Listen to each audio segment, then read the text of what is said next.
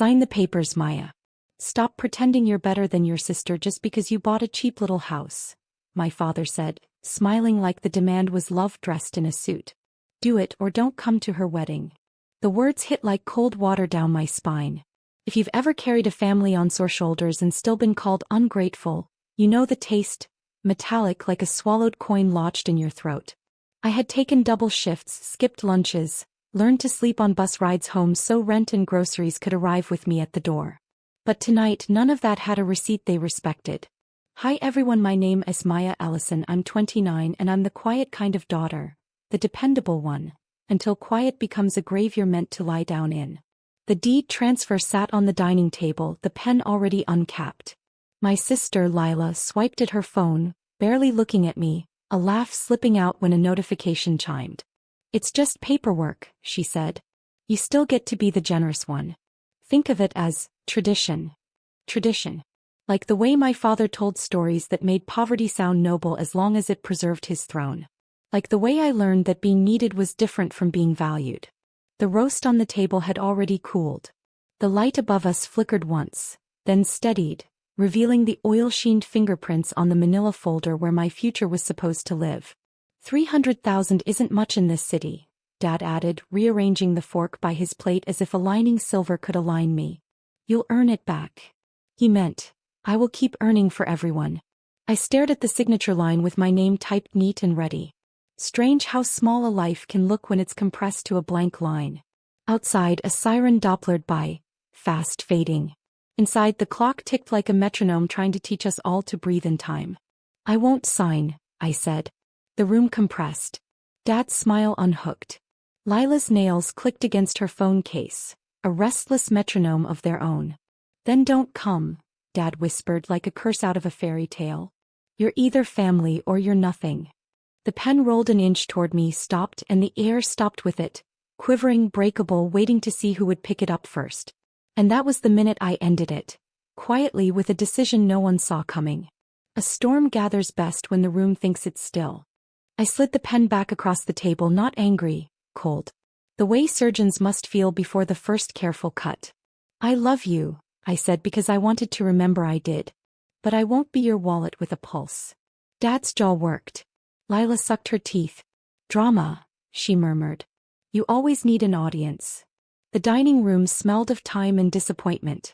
I pushed in my chair, took my bag from the backrest and walked to the door. I'll send a gift, I said, hand on the knob. Just not my home. The hallway outside was dim and humming with the building's old radiator. I exhaled, and it fogged the glass by the stairwell like winter had arrived early. By the time I reached the street, my phone was buzzing. Dad, 5 missed calls. Lila, we'll remember this, you know. Another buzz. Group chat. Maya's making everything about herself again. I put the phone in my pocket and turned my steps toward the bus stop. The night tasted like rain. I got onto the bus, sat by the window and opened a different app, the one for my bank. I moved my savings from the shared emergency account I'd created for us all into an individual high-yield account with a new routing number. Then I froze my credit with all 3 bureaus and added fraud alerts. I set a title lock notification at the county recorder's office that would ping me if anyone tried to file a deed transfer involving my address. I ended it first. At my second job, the bakery, the one that opens at 5 a.m. and smells like mercy, I asked my manager, Rosa, for a favor. Do you still know that notary who does late hours? She did.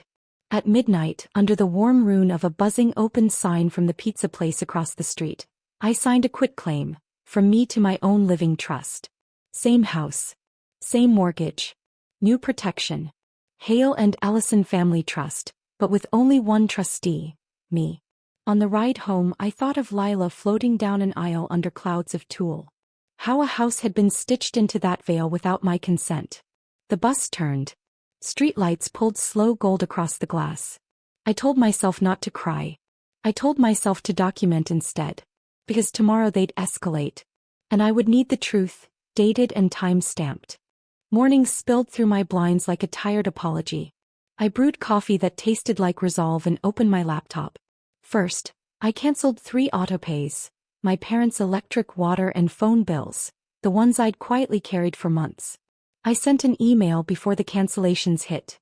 Subject: Boundaries and love. I wrote, I will no longer fund or co-sign anything.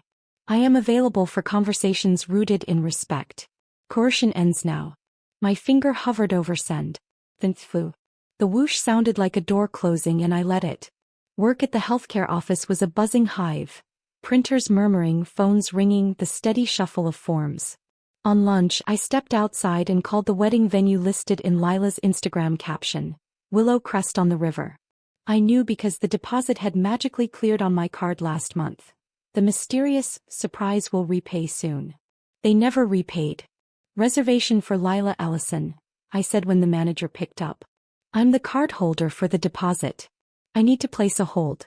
No additional charges without my written authorization. A click of a keyboard, a pause. Understood, the manager said. We have a policy against third-party coercion. I'll send a confirmation. I forwarded the confirmation to my father and Lila. No commentary, just the thread. The receipts make their own arguments. 2 hours later my phone shook itself wild. Dad, what did you do? Unfreeze this now. Lila, you're ruining the only nice thing that's ever happened to me. This was the part where I could have explained. The wage gaps, the invisible labor, the endless, just this once. Instead I sent a single sentence. We can talk when you're ready to respect my no. At home I organized the rest. Florist, chargeback filed. Caterer, deposit dispute initiated. Photographer, contract voided due to unauthorized card use. Each email was careful and neutral, the tone of a woman taking her name back one subject line at a time. At 7 p.m. an unknown number called. This is Mark, Willow Crest's owner. Your father came by. He said you're spiteful and unstable. I closed my eyes. Did he show you the bank statements with my name on every line? Silence. Keys clicking. Then, he did not.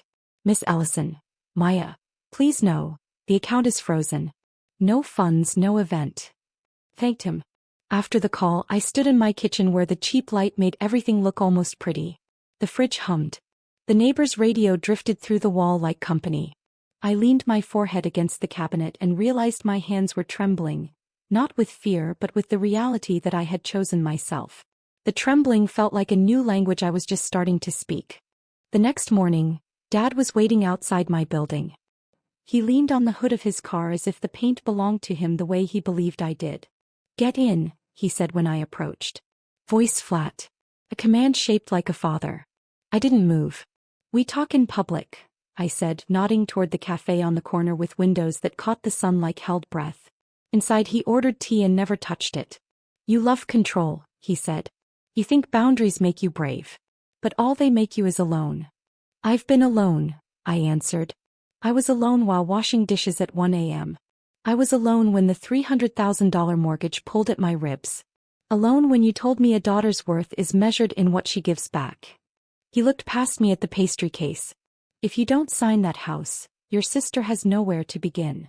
And if I do, I said softly, I have nowhere to continue. He laughed without joy. You're punishing us because you think you're better. I'm protecting myself because you taught me I wasn't. I slid a printed copy of the trust paperwork across the table. The house is in a trust. No one can bully me into giving it away. The venue knows the deposits were mine. If you keep pushing, vendors will blacklist the event. His mouth tightened. So that's your play. He stood. You won't be at the wedding. I wish you joy, I said because I did.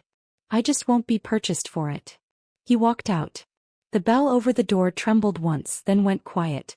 I sat for a long time, palms open on the table like everything I'd ever held was finally resting. A text blinked from Lila. I can't believe you'd rather see me embarrassed than married. I typed, deleted, typed again. Finally, if this ever happened to you, say, same in the comments. I smiled at my own private irony and erased that too. What I sent instead, I'd rather see you married for love than for square footage. That night, Mark from Willow Crest forwarded me a shaky video. My father in his lobby, voice raised, insisting on family honor. In the background, a poster read, "We celebrate love here, not leverage." At the end of the clip, Dad's voice went small. She used to be obedient, he said. And something in me, something rusted shut for years, finally unlocked. The clip still in my messages. I walked into the evening with my coat unbuttoned and my resolve buttoned all the way. I dialed a number I'd been avoiding, Evan, Lila's fiancé. We'd met twice. Each time he admired my house more than he asked about my life. He picked up on the second ring. "Hey Maya." He sounded like a man who keeps a polished smile in his pocket. "I'm calling about expectations," I said. "Housing. Money. Boundaries." He chuckled. "This is awkward." Awkward is a signature under duress. Silence hummed. "Look, I thought your dad had this worked out. A family transfer. We get a start." "An extraction, not a start," I said. "Evan, I paid the deposit on the venue. I've covered more than I should have. I won't gift a home." He exhaled into the line. With frustration. "Then we're going to have to scale back the wedding. Or scale back the entitlement," I said gentle. Before he hung up, something slipped. "We'll just move in with you for a few months," he said quickly, like it had already been decided. "Lila said you wouldn't mind." I stared at the quiet street. "No. It's family," he tried. "Exactly," I answered. After the call, I sent Lila a message. "Evan just said you planned to move into my place. Without asking me. That's not happening." The typing bubbles appeared, disappeared, and appeared again, performing a little dance of denial. "Finally, you're cruel. That house isn't even nice. Then why did they want it?" Entitlement always sounds like a good deed speaking into a mirror. I forwarded the thread to Mark at the venue. "Please keep the account frozen. There is coercion." He replied immediately, "We've flagged it. Thank you for the clarity." The next day, a letter arrived by courier, proper and stiff. My father's lawyer. It wasn't a lawsuit.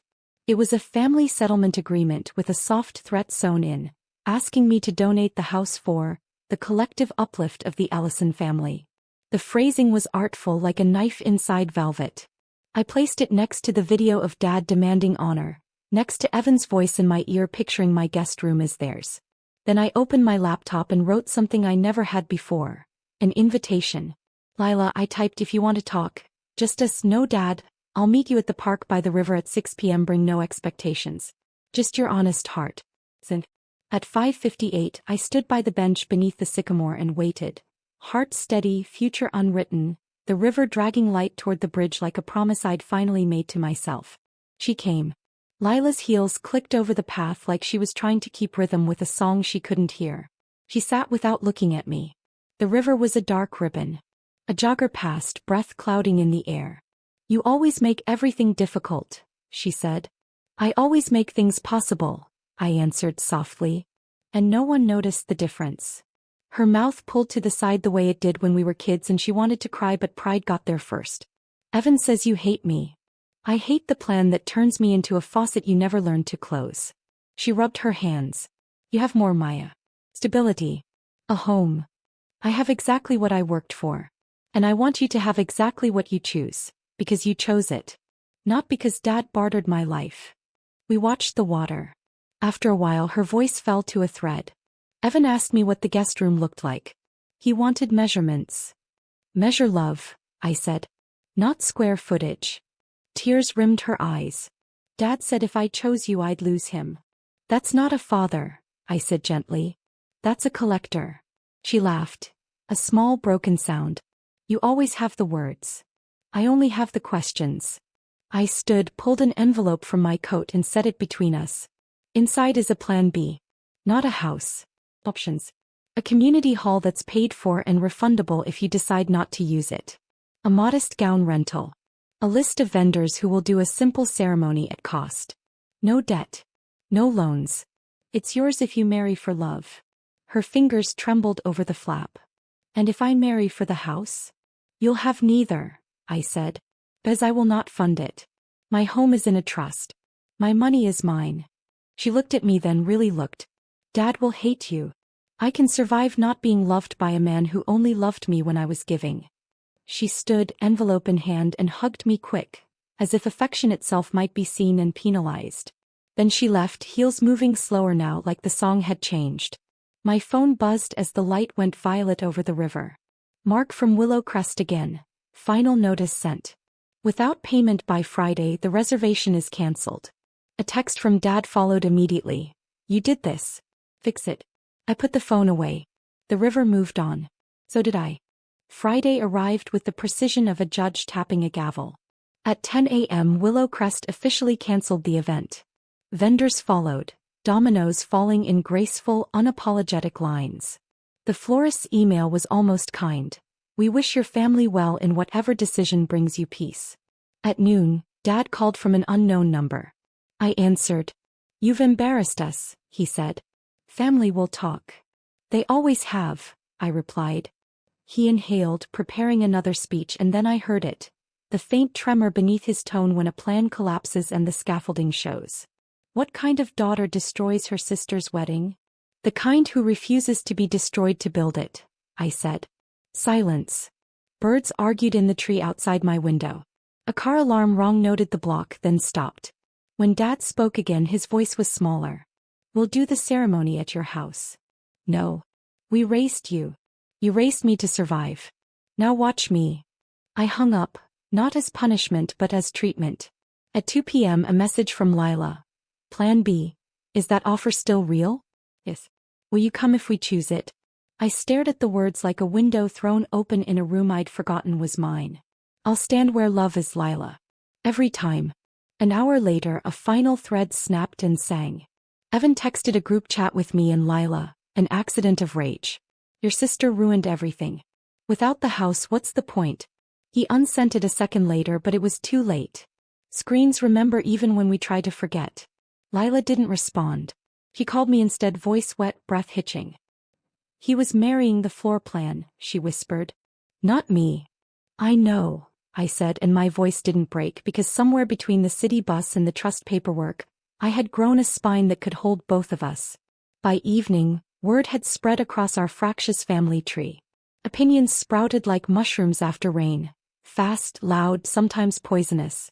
I left my phone face down. I made soup. I put on music that sounded like a house refusing to echo anymore. Just after sunset there was a knock. When I opened the door, Dad stood there, hands empty. For once his eyes didn't try to collect me. Your sister is in the car, he said. She wants the hall. She wants a ceremony, not a transaction, I replied. His mouth pressed thin. Are you coming? I thought about little girls who grow into women who are told that love looks like surrender. I thought about paper pens and pressure. I'll be there, I said. But I won't be managed. He nodded, an unfamiliar motion on a familiar face. And for the first time in years, the air between us felt honest, even if it hurt. The community hall smelled like lemons and traffic. Folding chairs in slow rows. A rented arch dusted with silk flowers that tried their best. Lila stood at the front in a simple dress that made her look like herself. Evan wasn't there.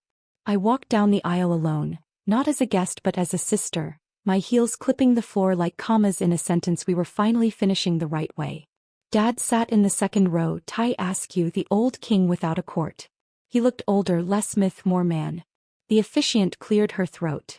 We are here for a ceremony that remembers what the word actually means, to bind by choice. She smiled at Lila. Are you still choosing?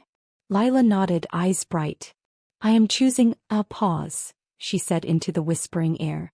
A few relatives shifted, but no one moved to interrupt. Perhaps the intimacy of small rooms can keep a crowd kind. I'm choosing not to marry a man who wanted a mortgage more than a marriage. I'm choosing, she turned to me, to say thank you to the person who taught me that love without respect is just debt with flowers. A quiet ripple went through the chairs. Dad's exhale cracked. It sounded like the first time a window opens after winter. Afterward, there was cake from the grocery store and laughter that didn't try to purchase anything. Lila hugged me hard, the envelope with Plan B folded and worn in her bag like a map she might still use later, when she chose a path no one else drew.